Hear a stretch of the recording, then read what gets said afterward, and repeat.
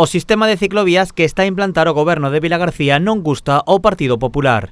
Dende a oposición, os populares consideran que o modelo actual non se axusta ás necesidades dos vilagarciáns. Todo este plan de peatonalizaciones, del carril bici, todo esto nos lleva a la pérdida progresiva de aparcamientos, haciendo que Vilagarcía se cierre. Estamos viendo que es como una ratonera.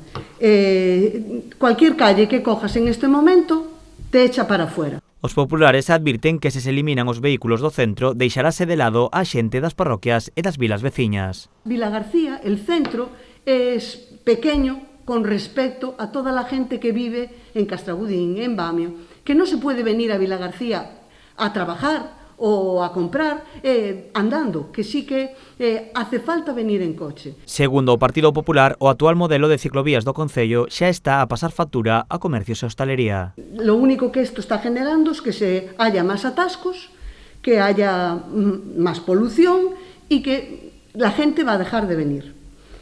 En resumen, pierde Vilagarcía, pierde el comercio y pierde también la hostelería. Ademais, engaden que os custos están sendo maiores dos previstos. Os populares tamén se valen dun informe da policía para denunciar que o mal estado das ciclovías está causando problemas á veciñanza. La obra está terminada. La obra está recepcionada. La obra se puede circular por ella. La obra estamos continuamente poniendo parches. Ya no solo hablamos del pintado o de que se borre, es decir, ha sido una obra que parece que el estudio no fue bueno. Os populares temen que as seguintes fases dos proxectos poidan causar aínda máis problemas a Vilagarcía. Por iso, propoñen un modelo de ciclovías con itinerarios máis seguros afastados dos vehículos.